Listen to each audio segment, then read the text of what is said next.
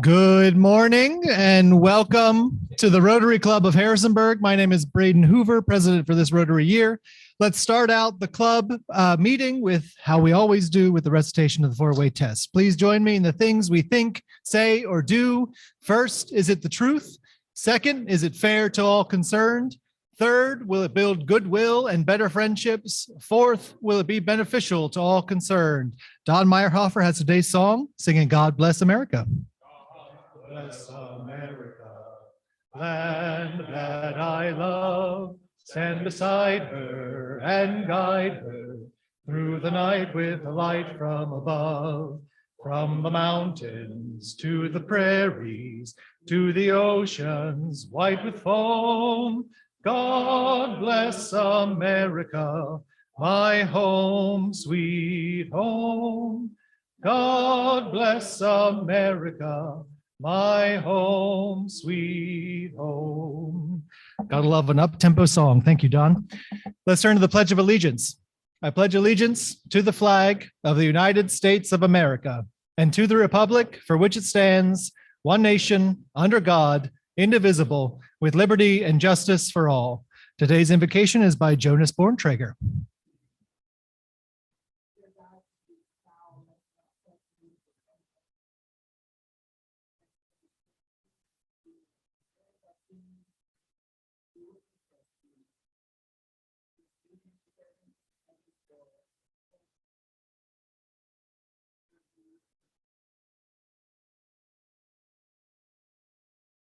Amen. Thank you. You may be seated. We have a couple guests and visiting Rotarians today. First up, Les Helmuth has Troy Snyder with him.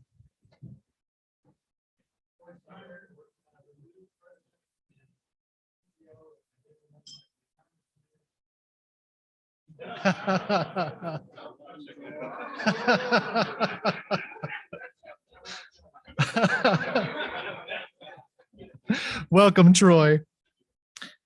We also have Mal Lane. Thanks, Mal, for being here. Always a pleasure. I know you're R85 and not a visiting Rotarian, but glad you're here. I also have a guest. Rule of 85. Excuse me. I also have a guest, Lauren Jefferson. Lauren, if you would stand up. Lauren is our Director of Communications at EMU, so she's excited to hear President Emeritus Myron speak. Welcome, Lauren. And of course, we have our district, our area Assistant Governor, Whit Menifee, here to say a few words on behalf of the district conference this weekend. Whit?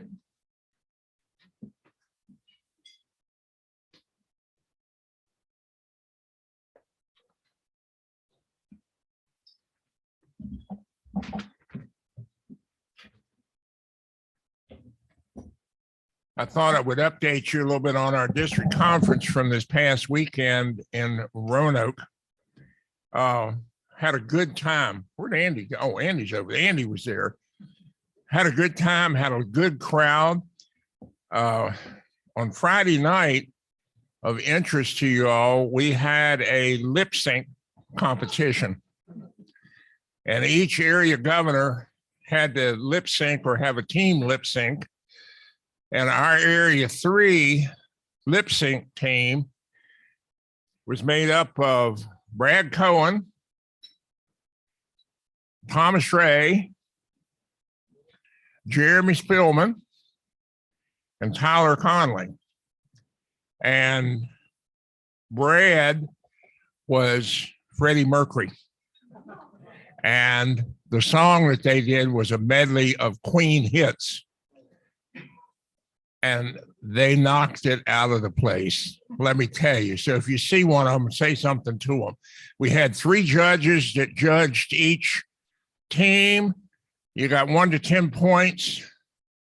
Freddie got 10, 10, 10.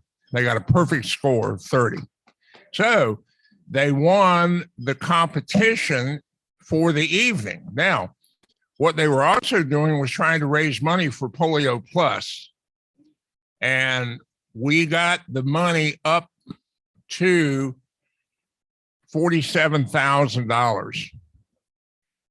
And the folks that were running the meeting that evening said if you get it up to 50, Queen will do an encore.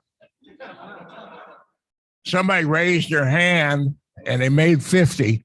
So Queen did an encore, which was as good as the first part. Now, I brought one thing along I wanted to show you real quickly.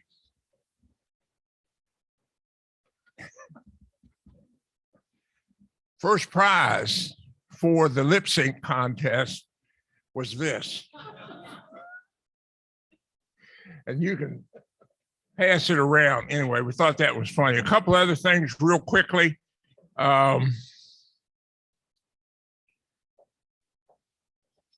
They also did and have going on, and you have seen this, a fund to contribute to for the Ukraine to help support the people there and get supplies to them. There was a couple that started out the contributions to that particular drive. When we started out, it was a goal of 25,000 for the Ukraine. When it was finished, it was $100,000. So we're doing $100,000 to that.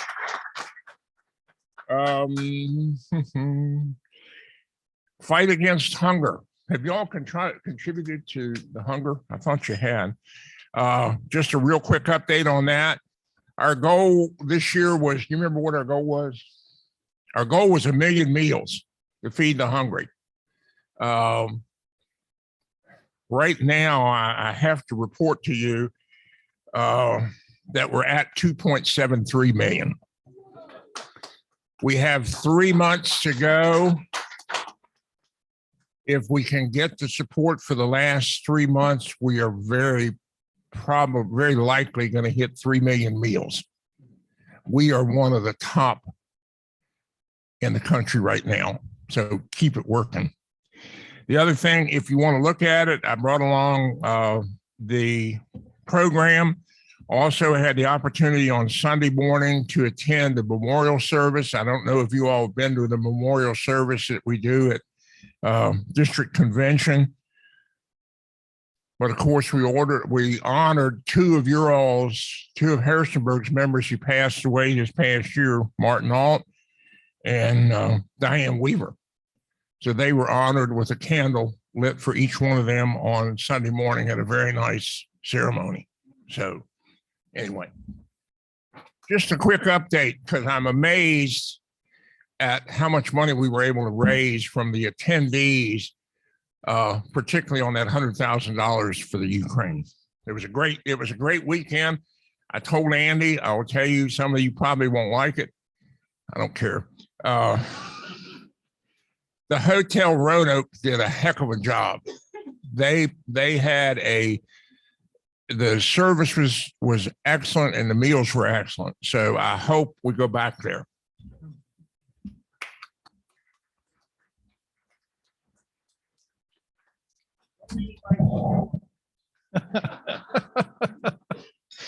Whit, you keep coming back with that good news and you can have the podium anytime.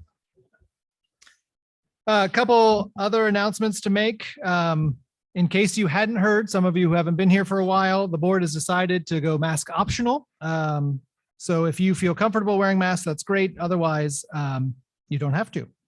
Please also continue to record your service hours on the Google Sheet that Michael Newpower sends out every week with the road graph. We are up to like 800 or so. Oh, 14, excuse me. I was low in it. Thank you. All right, now, without further ado, I want to turn it over to Les Helmuth, who will introduce today's speaker.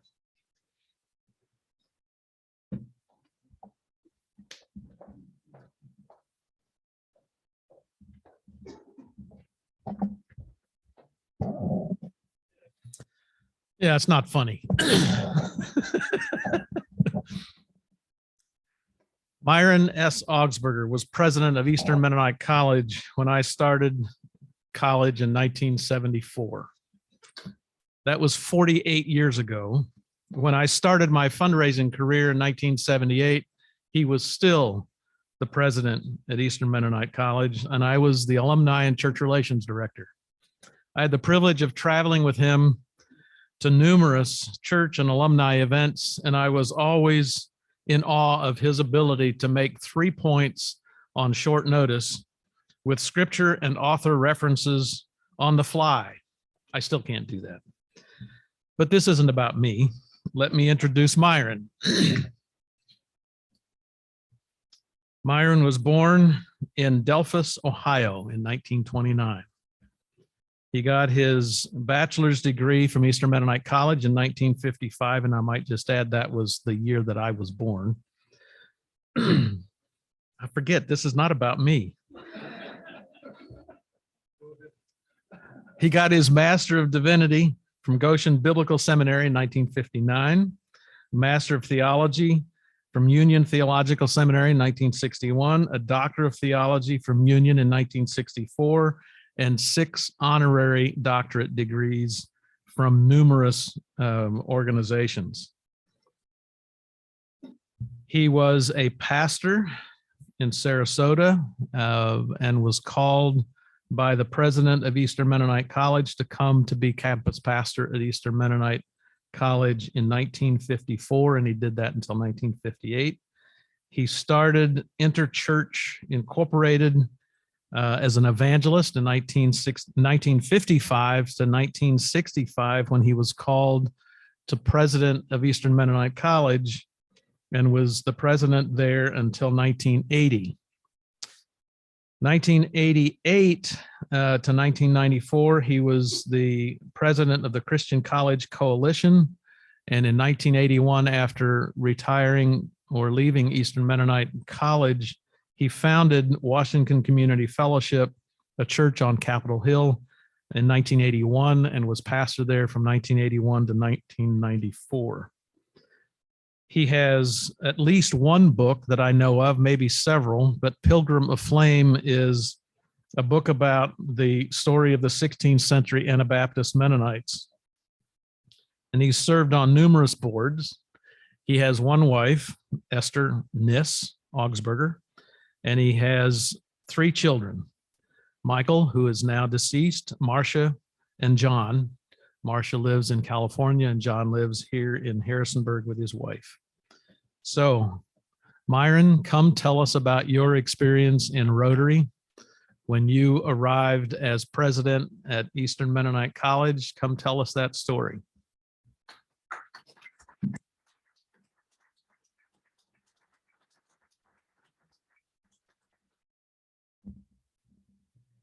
Well, when I grew up and then moved here to Harrisonburg, Virginia, Rotary Club was really not a part of the Mennonite circle. I don't know if they've 1 or 2 members, I believe, but the person who brought me here was Winston Weaver. Winston Sr. Winston Jr. is here as a member of the club for some years now. But he came to see me one day and he said, Myron, you're president of the college. You need the association with the larger community.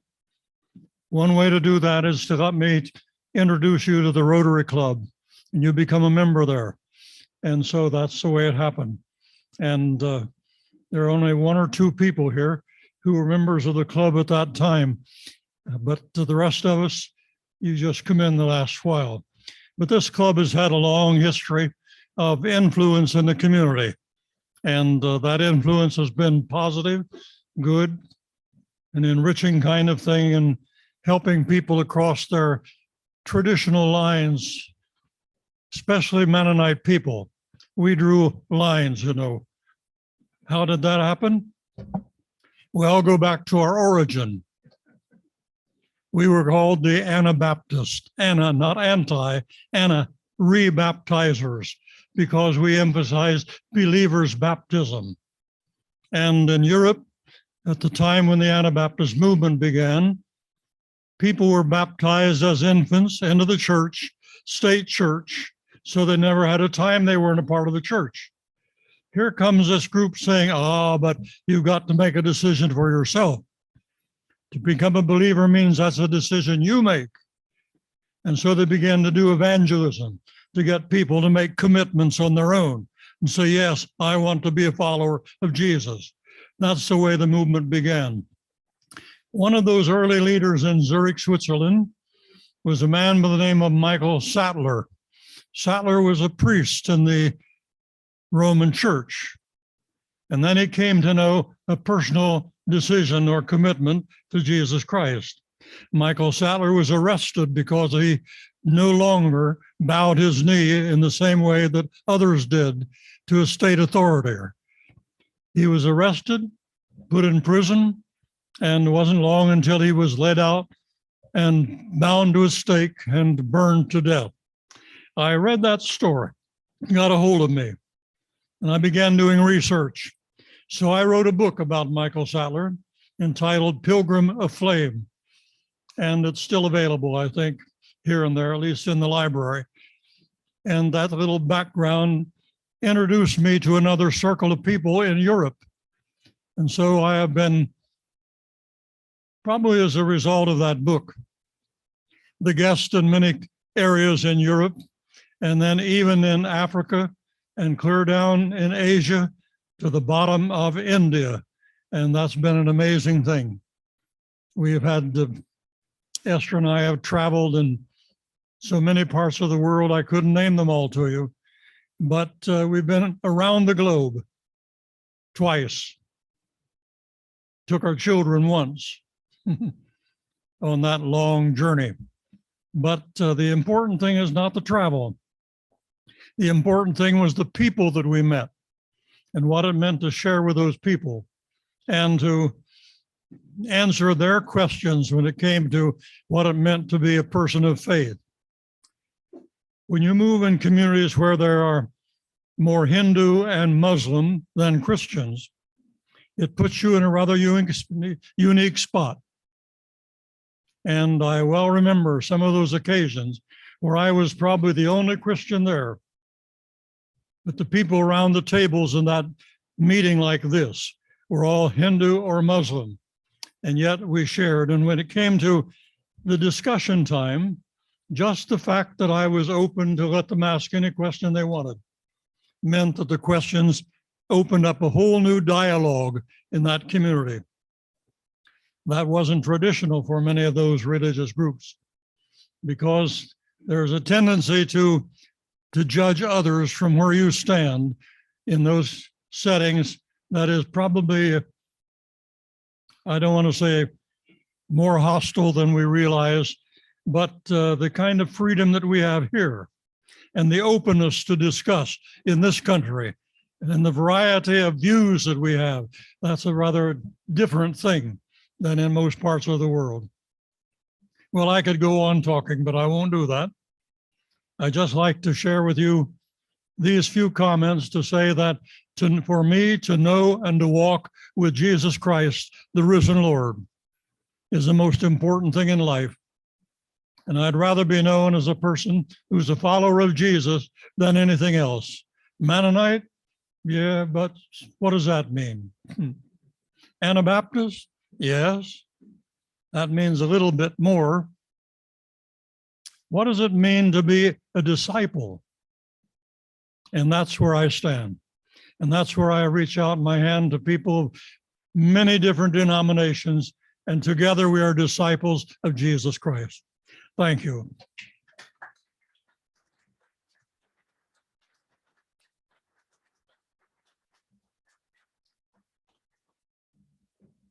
So one of the things that you and I had talked about at one point about your Rotary experience, Yeah. when you first came into Rotary, what kind of support did you have from the faculty and the board and some of those in ministry that surrounded you? What kind of support did you have? That's not a pleasant question because we were so separatist at Eastern Mennonite. The Rotary Club was just another world. And my good friend Winston Weaver, who was involved with the Rotary Club, that sort of put him off the edge in some of the circles around EMU. So we had to make some steps to bring him back in. And so I, as a friend and a brother, did that kind of thing. So what it meant for him, Eastern Mennonite faculty? Some of them were understanding and some were very critical because they thought it meant I was compromising with the society out there. I guess that's enough on that. Well, we've changed a lot since then, and we're a part of the larger community now at EMU, and it's healthy and very meaningful. Thank you. Thank you, Myron. So are there any other questions that you might have for Myron? Myron, what has Rotary meant to you? You've been in this club for almost 60 years. Talk a little bit about Rotary what Rotary has meant to you. Well, in those 60 plus years, Rotary has been a means of sharing beyond the inner circle, shall I say, of the Anabaptist Mennonite circle there. And yet to do so without asking others to compromise or do it yourself. Interesting thing for us, Esther and I have traveled a lot, as you know, and in many areas where we've gone, my normal entree there was the Rotary Club or a related kind of club, depending on the country or the culture. I well remember in India what this meant to go and attend and to be present. And then they would ask, what brings you here? And gave me opportunity to share. Thank you.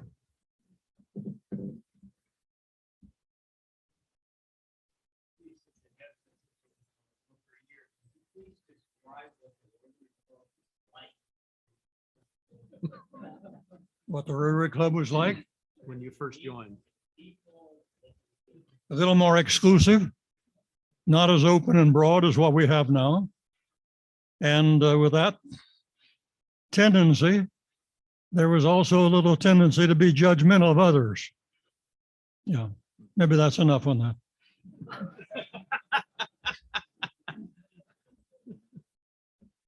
Well, as you know, and you can tell looking around this circle, Rotary Club has become something, a community-wide engagement of people, and that's very helpful. Yes, somebody's raising a hand. John.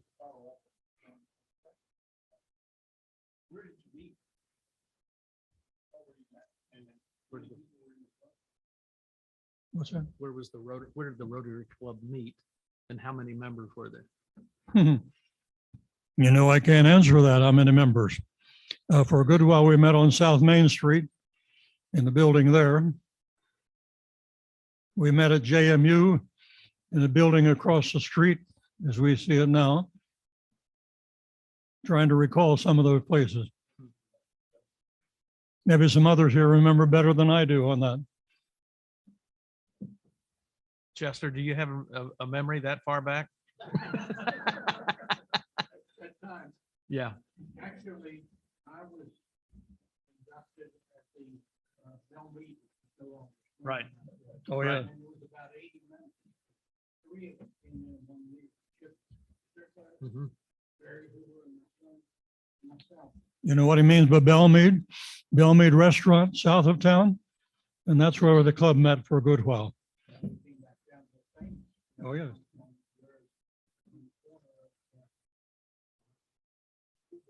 All right. Yeah. Thank you. What? Take you back a little further. I'm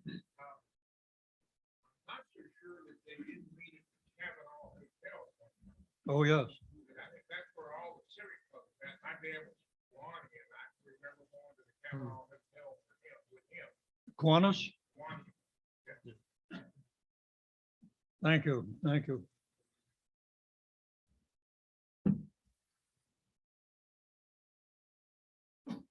Yes. The difference when Rotary decided to allow women into Rotary, what was the impact on this club? I know what it's like in the yeah. You have a comment about the impact of women on the club? I think it made us all sit up straighter.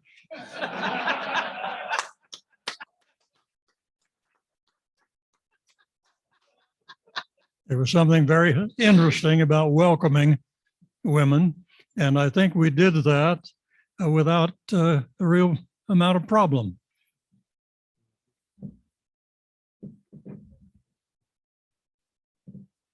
And to women here today, you're more than welcome, you know.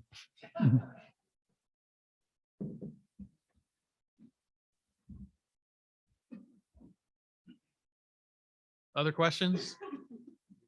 Yeah, the last comment. Anything else? I'd like to say in conclusion that I have found the Rotary Club to be a very unique association. I wouldn't necessarily call it a fellowship, but an association in which we reach across the lines that divide us. And also it has become something of a valuable thing for me in international relations. It's been my privilege to travel a lot. And when you do, and you look around the society where you find yourself, what is my contact here? How do I relate to these people? And while there are several different groups that I've used as a way of contact, the Rotary Club has been one of the special, and that's been very meaningful. Thank you.